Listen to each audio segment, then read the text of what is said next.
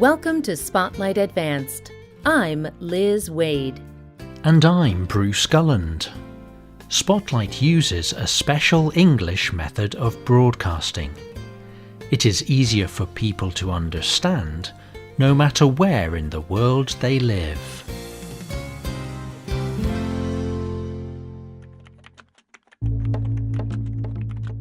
A woman is working on her computer. An image appears on her screen. It is not an image the woman wants to see.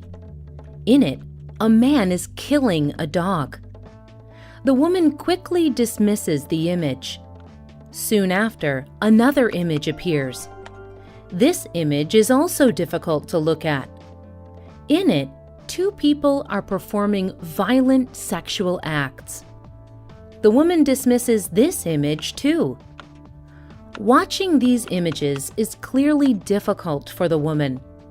But as she sits at her computer, the images continue to come. She will not turn the computer off or get up and walk away. She dislikes them, but looking at these images is part of her job. She is a content moderator. Many people work in a job like this. But people rarely think about the people doing these jobs. Today's spotlight is on the human cost of content moderation. Today, almost half of the world's population uses the internet. People use it to share content like videos, images, and ideas. The internet can be a wonderful thing. It can help connect people and spread understanding. But some people also use the internet in negative or illegal ways. This includes sharing violent or offensive things. This kind of content can frighten and disturb people. It can hurt people mentally. Sadly, there are a lot of things like this on the internet. How can people avoid seeing this terrible content? For many large online companies, content moderation solves this issue. Content moderation involves finding images and words that are criminal or violent. A content moderator decides what content is bad for people to see. Then they remove this disturbing content from websites. Computer programs perform some content moderation, but computers cannot always understand the difference between good and bad content. So online companies employ people to do this work. But the policies and rules about content moderation are often held in secrecy. No one wants to talk about it, but everyone does it. An executive from a company that uses content moderators spoke to the New York Times. He did not share his name. He said, "Online companies pay millions a year for content moderation. It provides some control over the internet, which for the most part is not controllable. If businesses do not do it, their chance to make more money will completely disappear." Content moderators remove many different kinds of offensive content. This content may include violence, pornography, child abuse, animal abuse, or hateful images. How does a moderator decide what should be deleted? Some of the decisions are simple, but others may be more difficult. They may change depending on the culture or a person's beliefs. Dave Wilner began working at Facebook in 2008. He told The Verge, "We were told to take down anything that makes you feel bad, in your stomach."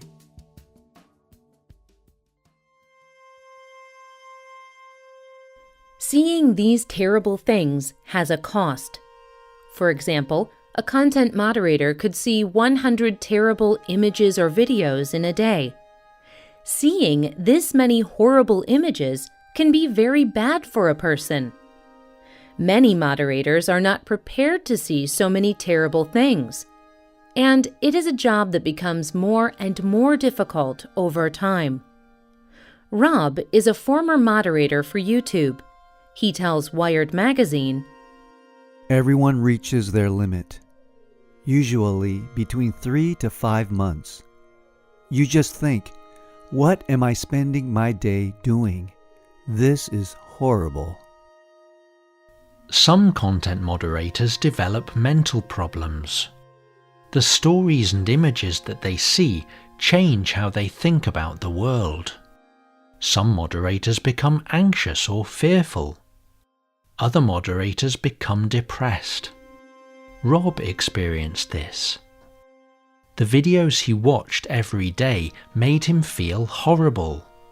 So he began to drink a lot of alcohol. This made him feel less emotional pain, but it did not really help.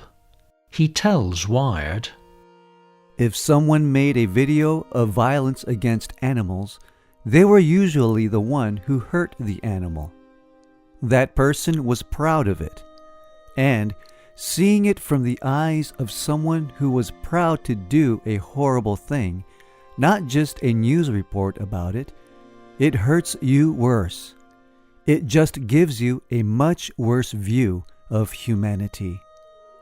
Rob left his job after only a few months.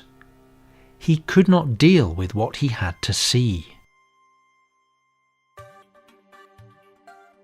In 2016, 2 content moderators accused the company Microsoft of not providing enough mental support for content moderators. Microsoft employed the 2 men for several years. During that time, the men saw many horrible things. The images and videos from their job invaded their private lives. One of the men was named Henry Soto.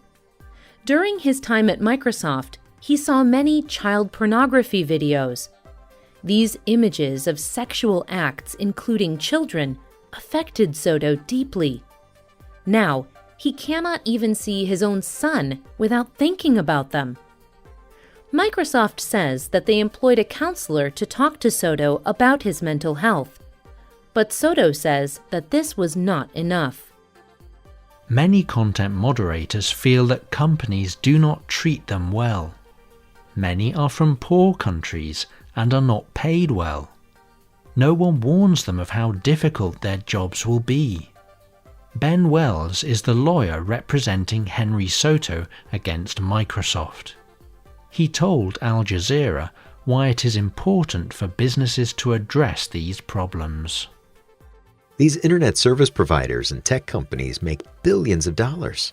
But like a lot of products, there is a toxic byproduct that comes as a result. And that toxic byproduct needs to be managed. And the employees that work with that toxic byproduct need to be protected.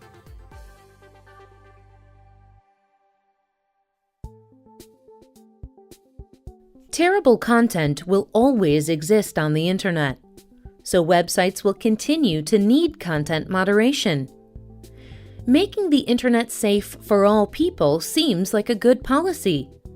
But who will make the content moderators safe? There seems to be no easy solution. What do you think? What kinds of support should businesses provide for content moderators? What is the best way to moderate content on the internet? Is content moderation necessary? You can leave a comment on our website or email us at radio@radioenglish.net. You can also comment on our Facebook page at facebook.com/spotlightradio. The writer of this program was Dan Chrisman. The producer was Michio Ozaki. The voices you heard were from the United States and the United Kingdom. All quotes were adapted for this program and voiced by Spotlight. You can listen to this program again and read it on the internet at www.radioenglish.net. This program is called The Internet's Secret Job. look for our free listening app in the Google Play Store and in iTunes. We hope you can join us again for the next Spotlight program. Goodbye.